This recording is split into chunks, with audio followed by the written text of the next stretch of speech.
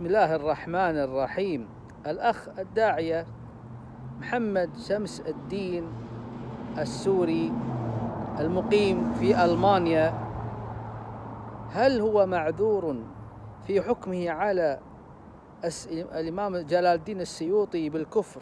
هل هو معذور في ذلك؟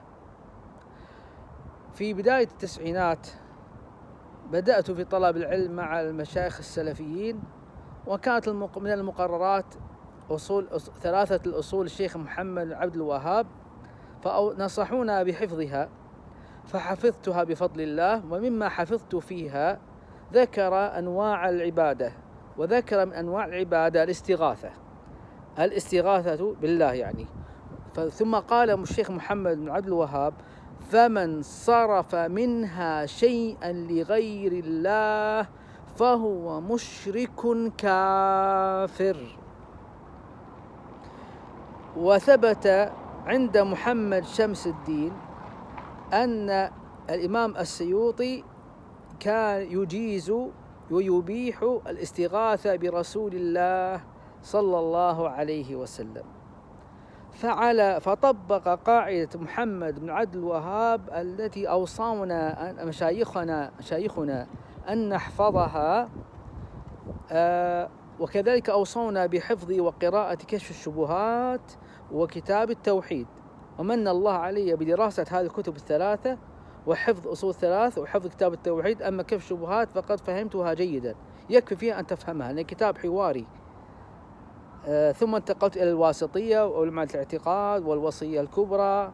كل هذه متون التأسيسية قرأتها أنا نفسي ومع المشايخ، وحفظت بعضها حتى يعني العقيدة الطحاوية قرأتها كلها. فعلمت أن الشيخ محمد عبد الوهاب يحكم على من يستغيث بغير الله أنه كافر. وحسب ما ذكر في ترجمة محمد شمس الدين، حط ترجمته، ذكر الكتب التي درسها، منها الأصول الثلاث، وحفظ كتب محمد عبد الوهاب التي درس نفس المتون اللي كنا ندرسها في بداية طلب العلم في التسعينات. فهو رحمه الله غفر الله له، أخذ من نفس المصادر أو المراجع التي كنا نرجع إليها والقواعد التي نقيم عليها أو نؤصل عليها الأمور في حياتنا. فهو ما هو إلا أن طبق القواعد التي حفظها من كتب محمد عبد الوهاب، كتب الدعوة النجدية، وطبقها على الواقع. وجد أن السيوطي يبيح الاستغاثة بغير الله. وفي كشف الشبهات كلام شديد جدا على من يستغيث بغير الله. محمد بن عبد الوهاب في كتاب كشف الشبهات يكفر صريحا كل من يستغيث بالأولياء والصالحين، بل حتى بالنبي، لا نبي مقرب ولا ملك مرسل، من يستغيث بالأنبياء ولا ملائكة المرسلين فإنه كافر. لا تجوز لا صرف العبادة لغير الله. الصرف العبادة لغير الله هو الشرك، أن تجعل الله ندا وهو خلقك. قال محمد عبد الوهاب: دعوة غيره معه. قال محمد عبد الوهاب في ثلاث الأصول: الشرك دعوة غيره معه. لما تستغيث استغاثة دعاء، يقول: يا رسول الله مدد، يا رسول الله.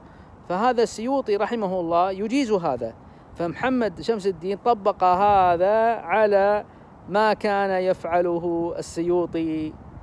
فأتلومون محمد شمس الدين أم تلومون الجامعة الإسلامية في المدينة، أم تلومون جامعة الإمام محمد بن سعود، أم تلومون المفتون من أكبرهم إلى أصغرهم، من أولهم إلى آخرهم؟ الدعوة النجدية كلها قائمة على تكفير من يستغيث بغير الله.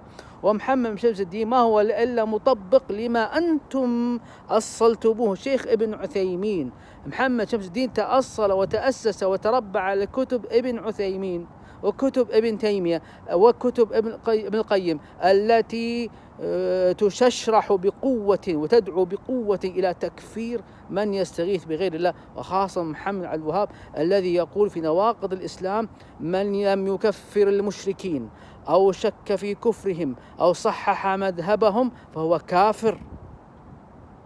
كافر. يعني محمد عبد شمس الدين عنده أن حتى الذي لا يكفر السيوطي كافر، لأن محمد عبد الوهاب يقول هذا. يا أنتم الذين لم تكفروا الذي يستغيث بغير الله وهو كافر عند محمد عبد الوهاب وأئمة الدعوة النجدية صاحب فتح المجيد وفي قواعد ابن عثيمين وقواعد بن باز أن سيوطي كافر ومحمد بن سعد الدين طبق القواعد اللي أنتم أصلتوها. فالحقيقة الذي أنا أخشى أن المباهلة تقع عليكم جميعا، أن الله سيعاقبكم جميعا يا حملة الدعوة السلفية والنجدية، حمل السعفة النجدية، حملة كتب عبد الوهاب اللي يؤمنون بهذه الكتب عبد الوهاب، يؤمنون بكتب ابن عثيمين، يؤمنون بكتب ابن باز.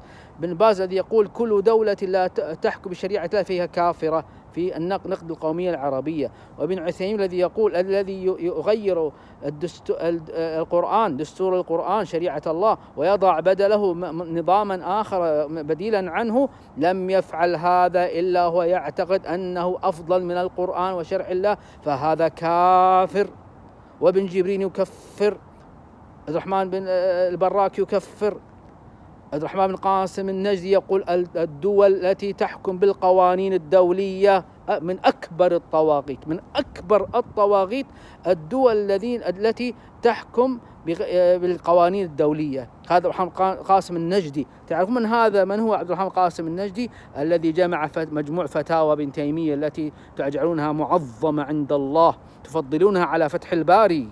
أنتم تفضلون مجموع فتاوى ابن تيمية على فتح الباري لابن حجر، لذلك قلتم ابن تيمية أعلم الناس بعد السلف الصالح. لا والله كذبتم، ابن حجر فتح الباري أفضل وأرقى وأنظف وأتقى وأرقى عند الله فيما أعلم من فتاوى شيخ الإسلام ابن تيمية.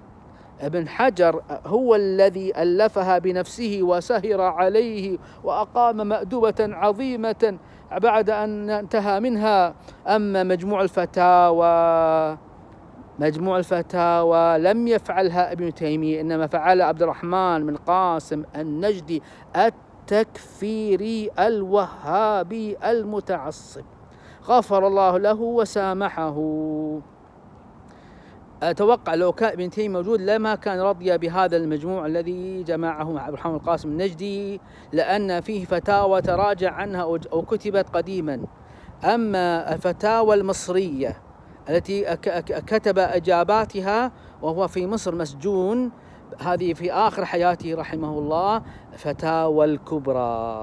الفتاوى الكبرى ناسخة للمجموع الفتاوى التي ليس في أصل بعضها يعني كتبت قديما قبل سجنه في مصر. من ذلك قراءة القرآن على الميت.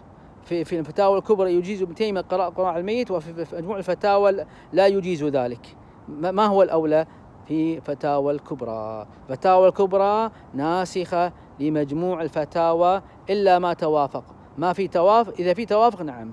أما مجموع الفتاوى التي جمعها محمد قاسم النجدي ما خالفها في فتاوى الكبرى وفي الاختيارات العلمية، الاختيارات الفقهية اللي جمعها البعلي رحمه الله، هذه كلها ناسخة لما ذكره في مجموع الفتاوى.